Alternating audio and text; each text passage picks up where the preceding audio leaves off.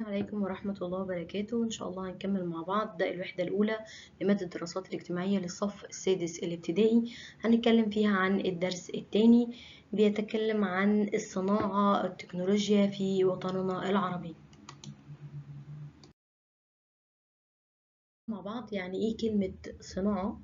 الصناعة هي عملية بنحول فيها المادة الخام إلى منتج تاني. المادة الخام ده بمعنى كده بسيط هو أصل الحاجة، يعني بنحول الحاجة من أصلها من شكلها الطبيعي لمنتج تاني بشكل تاني تماما عشان يلبي احتياجات الإنسان اليومية. يبقى يعني إيه كلمة صناعة أو إيه المقصود بالصناعة؟ هي عملية تحويل المادة الخام إلى منتج لتلبية احتياجات السكان اليومية.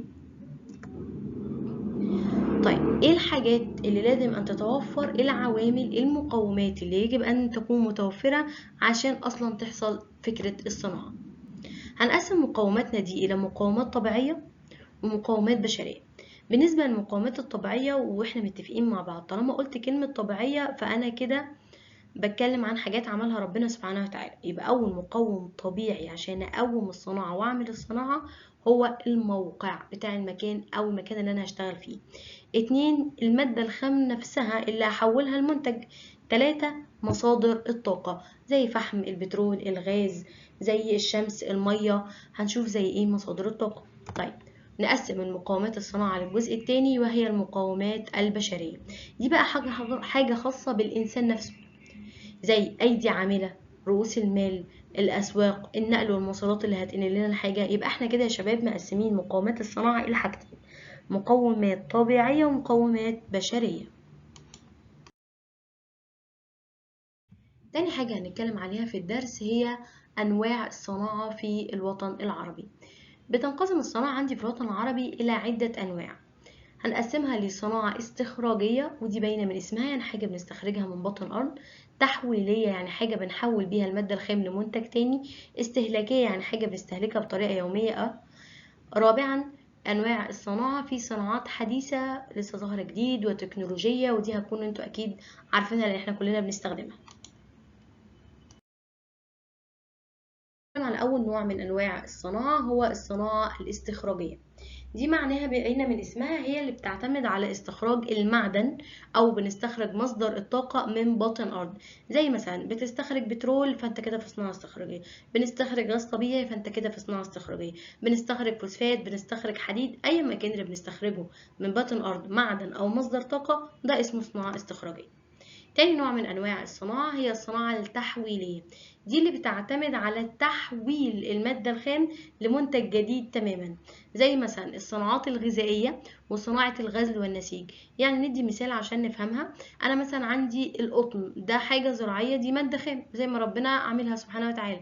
أنا باخد القطن بدخله المصنع، بعمل منه خيوط، بحط الخيوط جنب بعضها تعمل لي حاجة اسمها الغزل والنسيج، نعمل منه المفارش، نعمل منه الملابس. فهو اصلا كان شكله قطن في الطبيعة وحولته لمنتج تاني تماما بشكل تاني مختلف عشان يلبي احتياجاتي. يبقى هي دي الصناعة التحويلية. تالت نوع من انواع الصناعة هي الصناعة الاستهلاكية. دي بترتبط مباشرة بحياة المواطن واحتياجاته اللي بنحتاجها كل يوم. زي احنا محتاجين كل يوم نلبس فدي صناعة استهلاكية، محتاجين كل يوم ناكل فدي صناعات غذائية وتعتبر من الصناعات الاستهلاكية. محتاجين كل يوم ان احنا يكون عندنا اثاث، اللي هو مثلا زي السرير، زي المكتب، زي الدولاب، زي الكنب، زي كده. كل ده كده اسمه اساسي، ودي صناعات استهلاكية بيستهلكها الانسان. كل الادوات المنزلية تعتبر صناعات استهلاكية، زي مثلا التلاجة، زي الغسالة، زي البوتاجاز، كل الحاجات دي تعتبر صناعة استهلاكية. رابع نوع من أنواع الصناعة هي الصناعات الحديثة اللي ممكن نسميها اسم تاني وتسمى التكنولوجيا. دي بترتبط تماما بالتطور العلمي والتكنولوجي زي صناعة الإلكترونيات والسيارات. نتكلم عليها يا شباب هي الصناعات الرئيسية بالوطن العربي بقى نفسه. في صناعة اسمها صناعة تكرير البترول، والصناعة دي تعتبر المصدر الرئيسي للدخل في عدة دول. يعني ايه؟ يعني ايه المصدر الرئيسي للدخل؟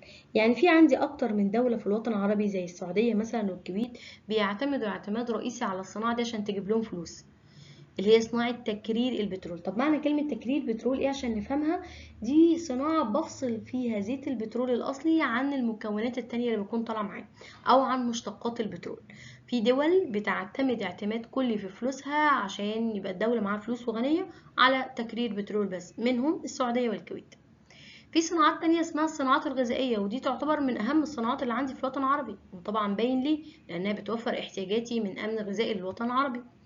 تالت نوع هو صناعة الغزل والنسيج، دي بتعتمد بقى على القطن، بتعتمد على الكتان، بتعتمد على الألياف النباتية، حاجات بنزرعها يعني. في صناعة بقى اسمها صناعة الحديد والصلب، ودي أساس لمشروعات البناء. أي مشروع هنبني لازم تلاقي فيه صناعة حديد وصلب. بناء، تعمير، توسع عمراني، يبقى لازم يعتمد على الصناعة دي. في صناعة بقى اسمها البتروكيمائية أو البتروكيماوية، ساعات تكتب كده وساعات تكتب كده.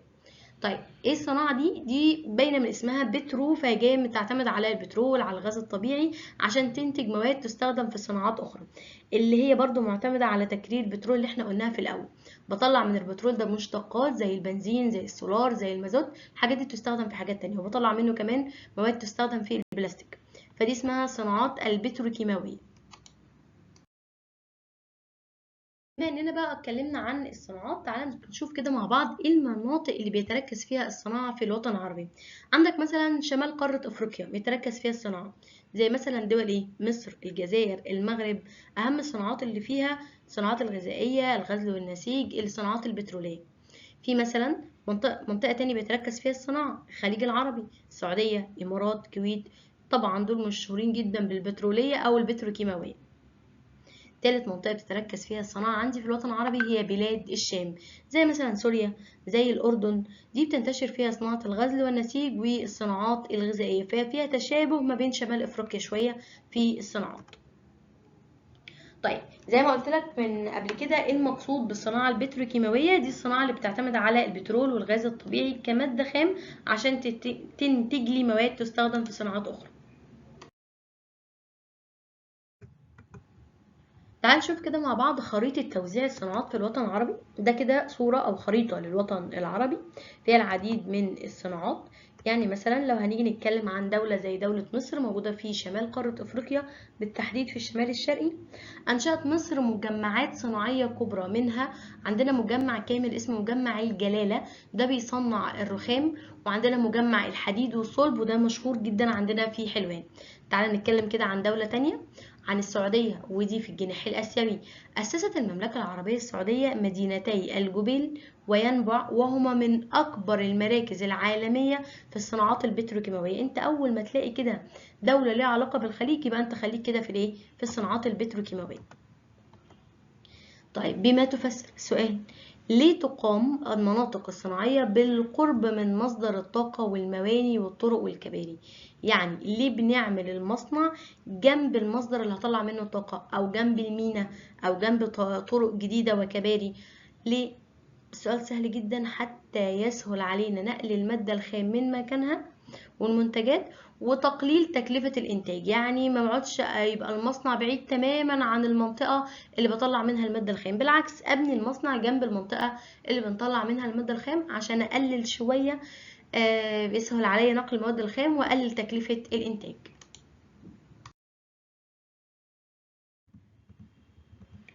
رابع حاجة هنتكلم عليها في الدرس هي أهمية الصناعة للوطن العربي.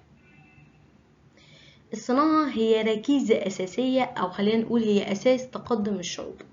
ليه؟ واحد، هتساهم في زيادة الدخل القومي، هتزود الفلوس اللي داخلة للبلد. اتنين، هتوفر احتياجات السكان الموجودين في البلد من أي منتج هم عايزينه. تلاتة، هتساهم كمان في إن هي تحسن مستوى معيشة.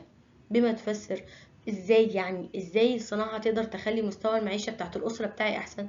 طول من خلال توفير فرص عمل، إن أخويا يقدر يشتغل فيها، بابايا يقدر يشتغل فيها، فده هتوفر لي فيها فرص عمل. خامس حاجة هنتكلم عليها هي التحديات الصناعية بالوطن العربي. تواجه الصناعة مجموعة من التحديات، زي نقص العمالة المدربة على التكنولوجيا الحديثة. هتيجي تقولي بقى ازاي نقص عمالة واحنا عدد السكان عدد سكاننا كبير، وازاي مثلا اذا كان احنا قلنا قبل كده فئة سن العمل او قوة العمل كبير؟ قلت له بس ركز كده معايا، نقص العمالة المدربة.